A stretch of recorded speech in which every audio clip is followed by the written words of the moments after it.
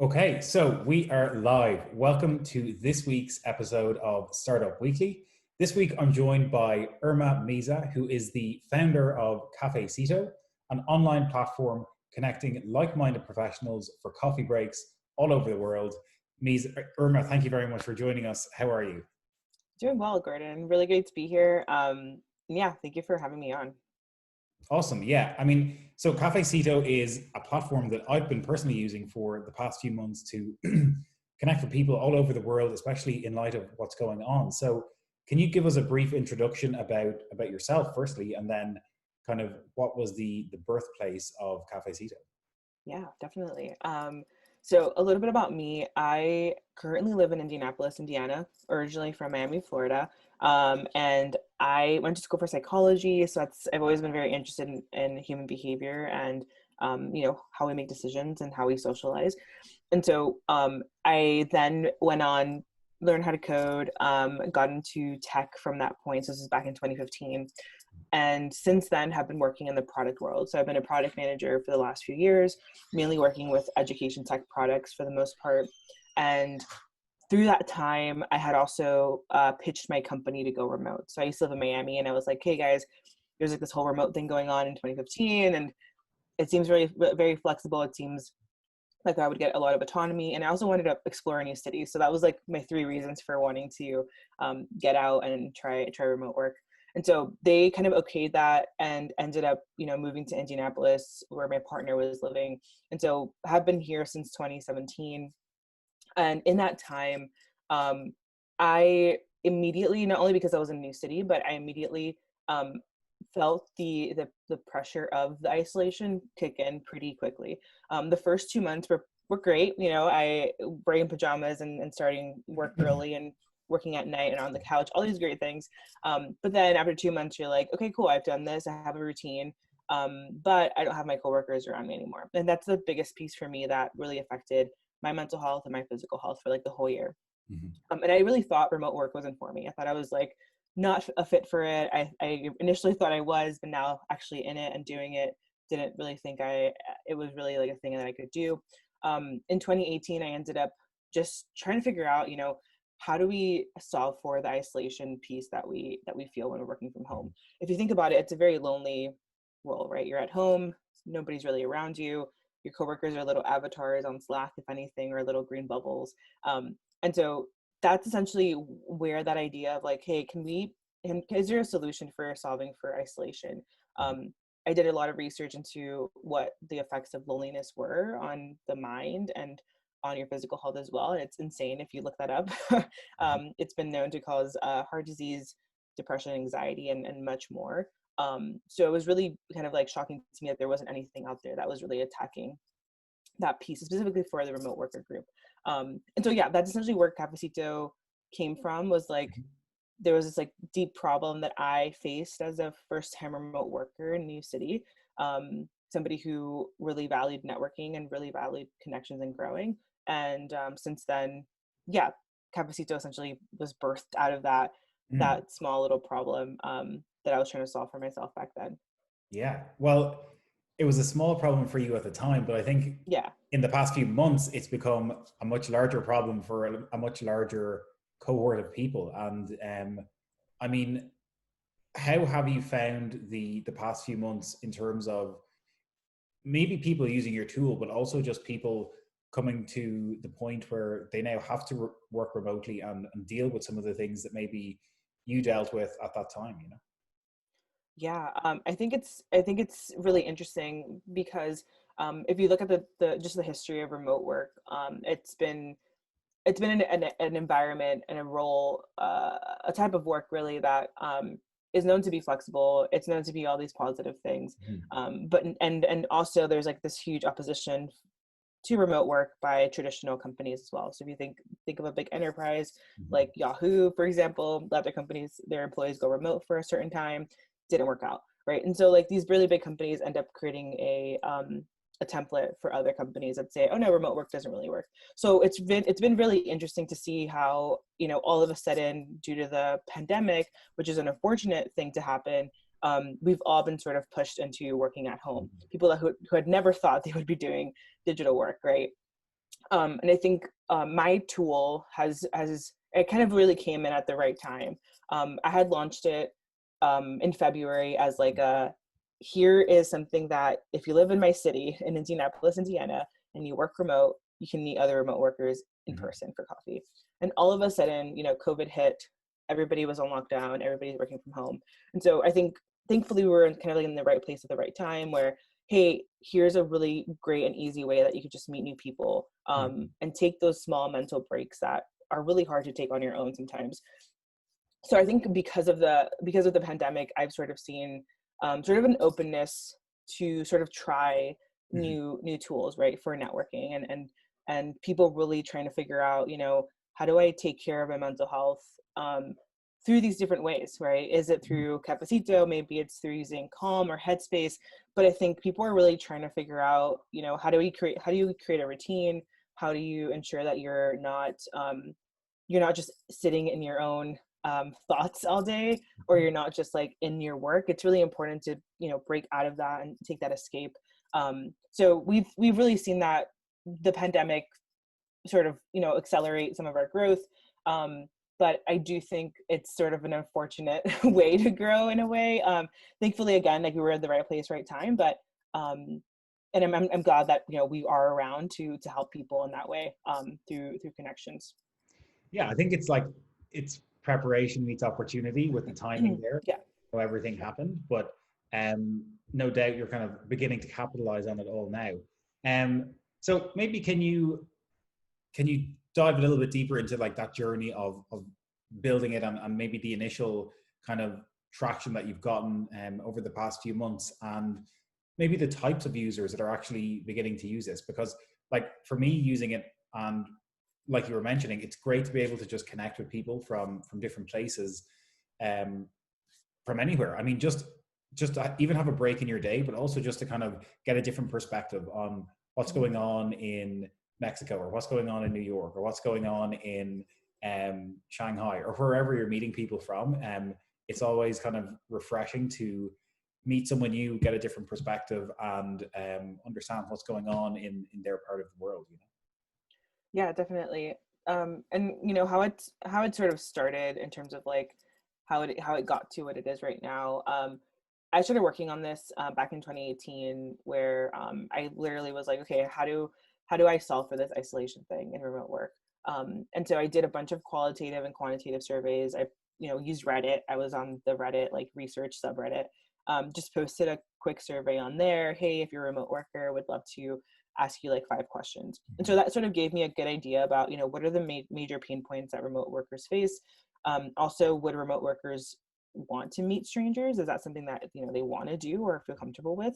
So I did ask those sort of questions to gauge. I know it's not the majority, but it was like a small group of like 50 people that I was able to interview. And so that gave me that initial data of like, okay, cool. I know that, this pain point is real. Buffer had done a survey on this as well. And loneliness was a huge pain point. And so was communication and like creating boundaries between your work and life. So did that early last year in 2019. And then in the fall, I kind of dropped CafeCito. I was like, I don't know what I'm going to do with this. So I stopped working on it. I stopped thinking about it. I was like, let me focus on other things, and work was busy. So, and then in the fall of last year, I kind of got that itch again. I was like, still a problem. It's still affecting me. So it has to be affecting many other people as well. My cat, I'm sorry.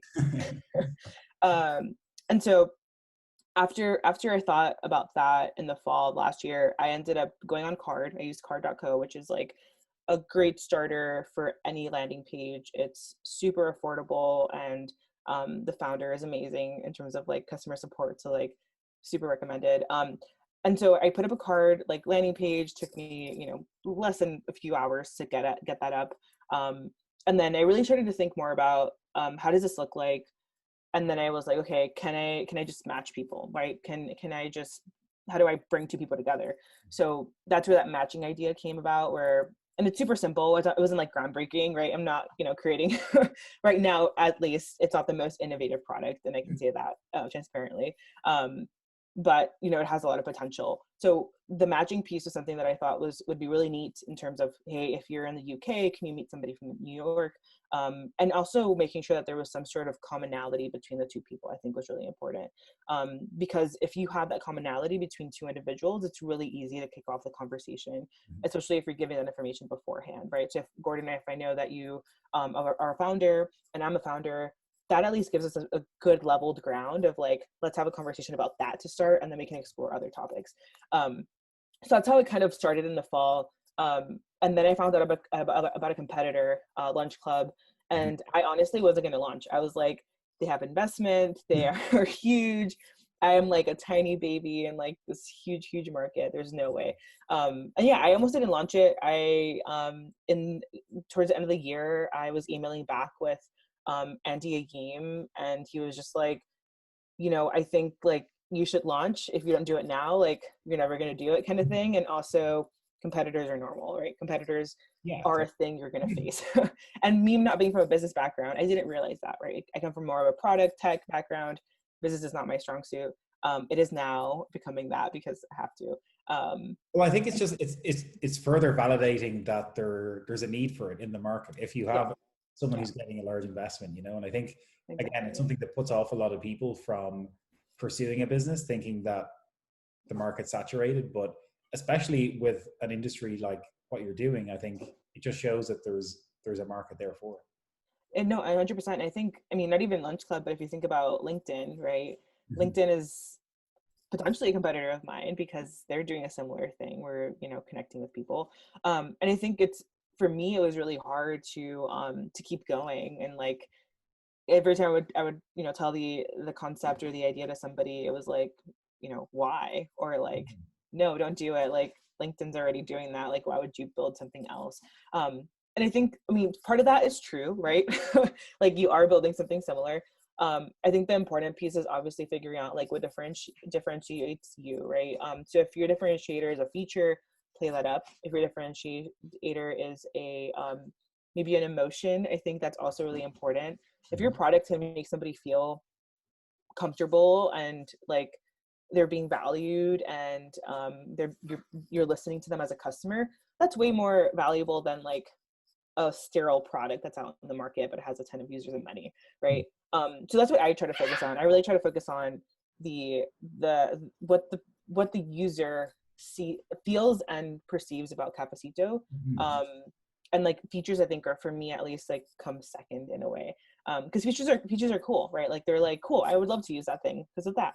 But I think if Gordon comes on to Cafecito and he has a super amazing first 3 meetings because of the people, like that's way more important, at least for me. And maybe it's wrong, but like that's how I sort of see like this business stuff for me. I think it's I think you're right, and I think this is something that I think about a lot as well. And you come from a technology background, a little bit like myself, and I did consulting for a few years. And I think oftentimes you think about the technology that you're going to implement and how that's going to impact the business, but at the end of the day, it comes back to the people that are using it and how they're using it to enable the processes of moving the business forward. And I mean, the technology goes hand in hand with the way that we think and the way that we maneuver ourselves and our businesses. So it has to naturally, it has to fall in place for us to use. And I think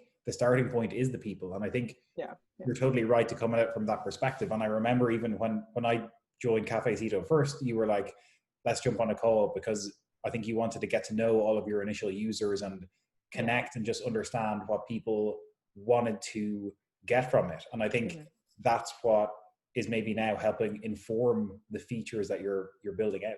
For sure. Yeah. Those customer conversations. I mean, you I'm sure first, Gordon, like firsthand, right? Like those customer kind of conversations are like super important. I think not even just looking at them as a customer, just looking at them as a human, right? Like what do they need? And can my product deliver that? And if it can't, then here's another product that you can use, right? But maybe it can. And so that was mainly my goal with those conversations, just to get to know you as like a person first, and then cool, you're on CafeCito, let's figure out like what more can we can we provide Yeah. to fit your And needs. it's not easy either, because I mean, even for me, a lot of times you get too fixated on the idea in your mind and wanting that to be what they want, you know, from like as a customer. But like you said, having that conversation and trying to understand their need um, is usually the best starting point. And then marrying that with the idea, I think, in your mind is a great next step. So I think you're in a good spot, and it seems like there's plenty of room for growth and stuff going on at the moment. So maybe in light of that, what are you thinking about in terms of growth, and are you beginning to see kind of maybe some network effects of the initial group of people who are using the product, and how is that kind of how is that spreading? Yeah, so we have been seeing network effects just like from a word of mouth Hmm. perspective. I think what we haven't done yet well is set up like a referral system. That's something that we're definitely thinking about. What can we, what can we give you, Gordon, as like, hey, invite 3 people, and then you get X thing from Cafe Cito. So we haven't gotten to that point yet. I think that'll really accelerate our growth. In terms of growth in general, what we've been trying to do is we've just picked up a lot of our social media game lately. So in the past 2 weeks, I brought on some friends to just help me with social media posts and just being active essentially on the channels. We've also been trying Facebook ads, which we did about 2 weeks ago. And on top of that, blogging is another thing that we've been trying to focus on as well. And so what I've been trying to do is like sort of split that work into buckets of what is most important. And I think right now it's too early to tell what is most important because we're still figuring out what exactly brings people to us, right? What engages our current users, and then what also it creates brand awareness for new users. And so something that out of my own mistakes, something I didn't do early was like be that active person on social media. I was more focused on like the user and the product, right? And so now is like in the past month, we've really tried to step up our game and how much we're participating in the communities and how much we are putting ourselves out there on social media. Since our launch, in terms of growth, we have, in terms of like numbers, we had about 1,000 people register for CafeCito. Six almost 700 of those converted into like actual members. So these people filled out their profile. And that was a mistake that I did in the beginning. I only collected emails versus like collecting, here's some important details about you to create some investment and commitment. So I did lose a number of people because I only collected an email address. So kind of a tip there, kind of a learning of mine was collecting more information up front can actually help you later on. And yeah, I do believe like in the next like two months, we should see a lot more growth happening because of that social media attention that we're doing now. We're using all of the channels currently, LinkedIn, Twitter, Instagram, and Facebook are sort of our main ones right now. And we'll probably start putting more dollars into ads, but ads are really hard. Like you have to figure out what resonates the most with the people that you're trying to convert. It's a lot about visuals, is it what I found as well, and just captivating messaging, right? So I think all of that together, if you have like a really good copywriting, really good messaging, and then in tune with your social media consistency, it can really help just like bridge that gap and expose your product to more people. So I would say we're still working on our growth for sure. Growth is hard, definitely, especially if you don't focus on it a lot. Because I kind of just like let it happen. I was like, okay, cool, like people can sign up whenever. But now we're trying to be more focused on like who we're actually targeting and not just targeting everybody. Yeah. Well, I mean, I think you went about it the best way, because you got that initial cohort of people who really resonated with what you were building, and then that kind of sets the precedent for a foundation upon which you can grow. And you can, I mean, I think it maybe happens with a lot of businesses that don't set that foundation and then struggle to scale. I think you've done it in a way that's allowing you to have the luxury of being able to kind of scale more efficiently, that you've got a bit of a foundation, Yeah, very good point. Very good point. Yeah. I never think about it that way, but that is a good point. Yeah, I know. It's hard to reflect. But Yeah. it's a long game, I think, as well, because Yeah. Yeah. it's the same with us with Startup Sanctuary. I think you're doing so much manual things in the beginning, but it's Yeah. necessary endeavor because like you don't have any other choice. You're Mhm. really trying to figure out a problem, trying to create a solution at the same time as the market is evolving and Yeah. people are working in new ways every week, and you're trying to keep up and build something and iterate. And then you have to also think about, okay, how do I put in place a proper plan to scale and grow as well? So yeah, I mean, I think you've done an amazing job this far. So I think you're doing all the right things. um, so I'm interested to hear as well, like with people working more remotely now, and so many more people building projects, building businesses online. I mean, is there any large trends that you're kind of seeing with people in building things, or with the people even using your product that you're trying to take advantage of with how you're positioning Cafe Cito?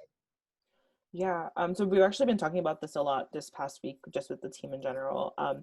What we're sort of seeing is that a lot of people that use CafeCito, and I think in general, you know, yes, people do want to take these like mental breaks, and those are great. But I think it's also not everybody has that proactiveness to create those breaks in their day. So that was one of my big I do. messages when I started I CafeCito. think it's great. Yeah. As it goes. Yeah, exactly.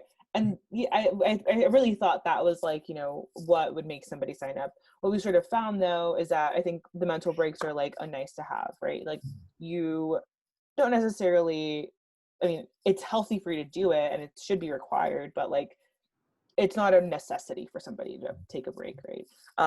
And I think that'll change over time. But what the trends that we've sort of seen with our product is that people do really enjoy the brainstorming piece of CafeCito. So like if I were to meet somebody like you, Gordon, and maybe I have a full-time job and I'm also working on an idea on the side, I'm probably not going to talk to my coworkers about that idea.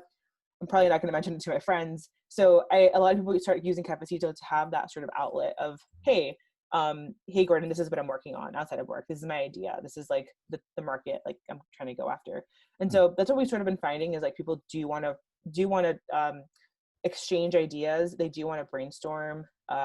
They do want to get feedback. And so we've seen that as a pretty big piece of our product.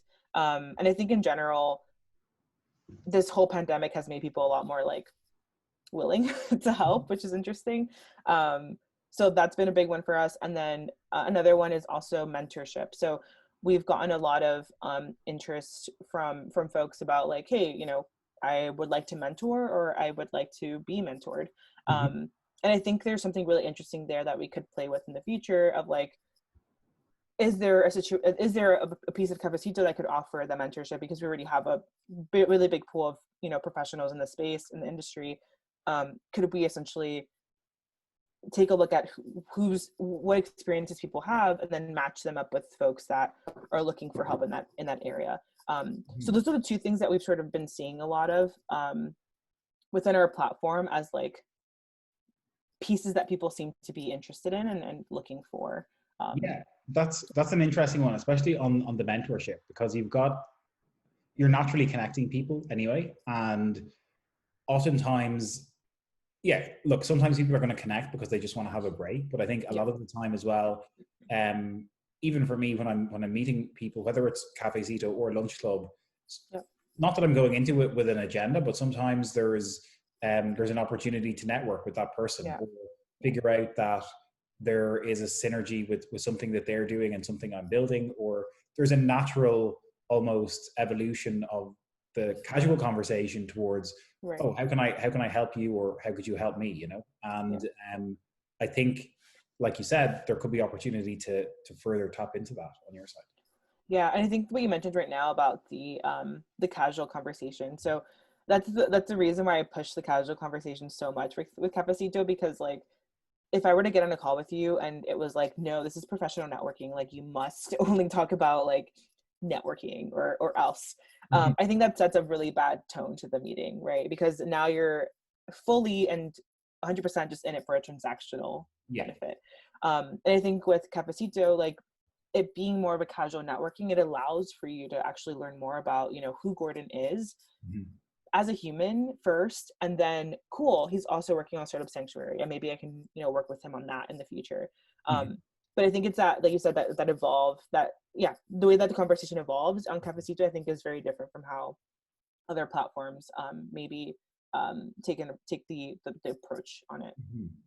Yeah, and I think you're acting as the facilitator there to connect people without a strict agenda. And I think I know some other platforms have kind of gone about the way of trying to connect people with very specific interests, and sometimes that works. But I like the way that you've positioned it, in that you like to find a common ground and then let the two people kind of figure out what naturally fits with. If it's just a casual conversation, cool. If there's an opportunity there, even better, you know. Yeah, for sure. Totally. So what is in terms of growth, let's say, what are some of the things that you would recommend other entrepreneurs and creators focus on at a time like this, when more people are building digital products, more people are trying to craft their own offerings online? I mean, it could be from any of your experience, but where do you think is a good starting point for people to kind of kickstart their business or their platform or whatever you think? Yeah, I think there's something really valuable in curating a small group of people that think similar to you or differently from you, but all have the same problem. And I think that just goes back to the whole thing about building community. Building community, there's a really great book called, I think it's called People Powered. Really amazing. Pretty much talks about how if you're able to build a community of 20, 50, 100, even 100 people, like max, how that can really help you get your growth started with your product. And I think that's the biggest kind of learning that I've had, is if you're able to sort of curate, you know, and find people who really resonate with what you're solving for, and can really back you up and give you raw feedback and allow you to iterate early before you kind of go out and like push anything into the world. I think that's really important. I would say that, and of course, like, you know, the most basic thing is just putting up a landing page and sending some traffic to it to see if there is there is any pull there. I would say doing both in tandem could probably be a good growth tactic. Anything else beyond that, I think is probably not an amazing use of time in the beginning. I think if you're able to sort of dedicate a lot of your time into the community building and also into, hey, let me put up a landing page and let's see if people start signing up and where they're coming from. I think it's as a first step, I think that's like the best thing you can do, at least to validate that what you're building and what you're going to start, you know, putting dollars into. My cat's tail is all over the place.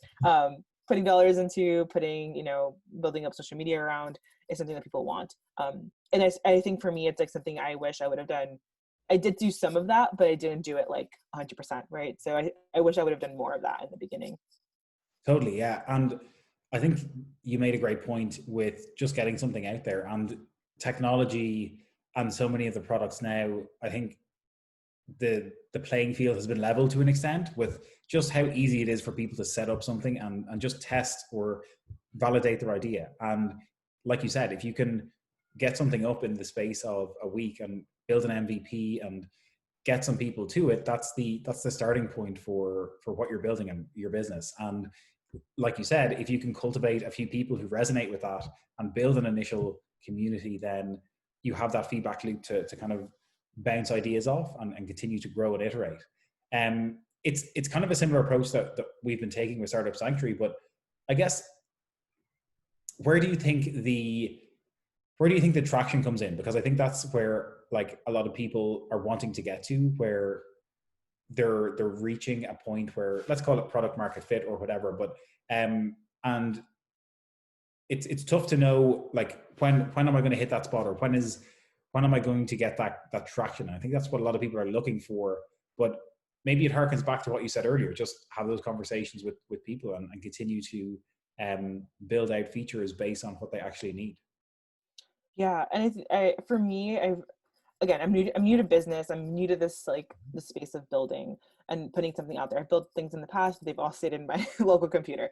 What I've sort of seen just from like being an outsider looking in is that there's a lot of attention on traction. And if you don't have traction, are you actually building something that people want? Mhm. Um, I think first, it's super hard to get traction, right? If you don't know how to do it, it's not just going to come to you. And I think that's a mistake I made in the beginning. I'm like, oh yeah, let me put up a landing page, and then everything will happen as, like, the book says. But it's not. It might be like that for some products. Some viral products can definitely, get traction in a day, and like that's it. Product market fit is right there. Investments are on the way. But for most products, it doesn't work like that, right? The traction, it takes patience. It takes really understanding, like, who is that customer profile that you're looking at. And sometimes going niche really, really works, right? If you're able to find a really small group of people, like I mentioned earlier, that community, who can, again, be gung-ho about your product, they can give you that traction. They can help you get that traction. And I've sort of come to that realization more recently, is that traction is just it's really hard. And I think a lot of people make it seem like it's a very easy thing to do. Again, it might be for some people, but at least for me, somebody who doesn't come from this space, traction just wasn't a thing that I was like, I have to get traction in 6 months or else I'm not going to do this project. I think traction takes patience. Traction also, you need, like I mentioned earlier, that ideal customer profile. I think you need to try different channels to see what channel is going to give you that traction. And also, like you said, talking to customers. If you don't see the pattern happening from customer to customer, user to user, individual to individual in a number of different industries, then maybe there's not something there right now. Maybe there's something else that you could be solving for. So I think traction is a mixture of different ingredients that really make up the traction rate. There's no like secret key to Yeah. getting it. Yeah. And it's really hard nowadays. There's like so much noise that you have to break through, right, to get your name out there. I think that's a nice way of putting it as well, because it is hard and it's going to be different for everyone because there are so many variables, like you said, and those variables will look different depending on the type of business you're trying to build, whether it's a marketplace or just very true. or direct to consumer product. And there's so many factors that are involved. But yeah, I love that you said patience as well. So stick with the process, continue to iterate. Stick with the process. Yeah, exactly. So finally, Irma, what's next on the agenda for Cafe Cito, and what can we kind of expect over the next few months?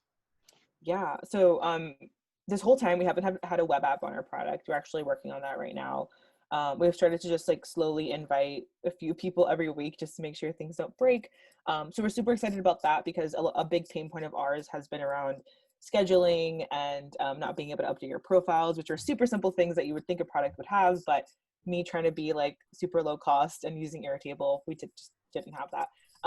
So we're getting to the point of like, I feel like we're becoming like a teenager next. We were a baby these last few months, and now we're kind of going to that teenager preteen phase of like, cool, now we have a web app and people can actually go in and start updating things. After that, we are looking to definitely enhance our scheduling, figuring out, what's the best way for people to meet and the time for them to meet. Mm-hmm. We're also going to be doing a lot of work around engagement. So, can CafeCito have a leaderboard? Can CafeCito give rewards for the amount of coffee breaks that you have? Giving users reputation scores. So if you show up to every meeting, awesome. If you kind of have a few no-shows here and there, maybe that kind of ticks you down a few points. But really to sort of create the fact that like somebody on the other end is actually taking the time out of their day to go to this call, right? And so being respectful and mindful that this person is showing up, and you should too if you committed to it, or if you can't, reschedule, kind of thing. And then a big thing for us as well is monetization. We are not sure yet how to exactly do that with a B2C product. I'm still exploring different ways to monetize. Gordon, if you have any ideas, please let me know. But that's something that we're trying to figure out at the moment.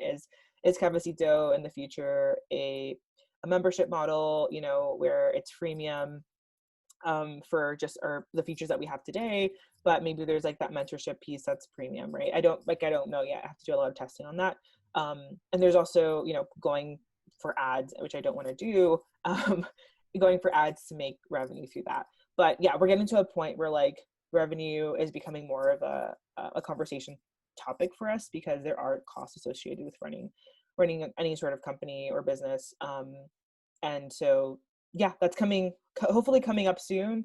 And then beyond that, we're going to try to be innovative, try to figure out what are more of our differentiators from our competitors. And also really tapping into like I mentioned earlier, that ideal customer profile. We really think for us right now, it's sort of, the solo entrepreneur who is looking for something like this, like Cafe Cito, and looking to gain connections with other professionals. So we're going to be honing in on that a little more coming up in the next few months as well. So Amazing. A few little things happening, nothing too crazy, but we're trying to take it slow. I think, again, patience. Of course, you want to move really, really fast, but you usually need money, time, and people for that. So, well, you still got plenty on the agenda, so lots of exciting. There you go. Yeah. That's amazing. So look, if people want to check out Cafe Cito, they can go to meetcafecito.com, and you'll be greeted by Irma personally, no doubt, and you can get onboarded there. So Irma, thank you once again for taking the time to have a chat, and have a great rest of your day. Thank you, Gordon. Appreciate it. Cheers. Best of luck with everything. Thank you.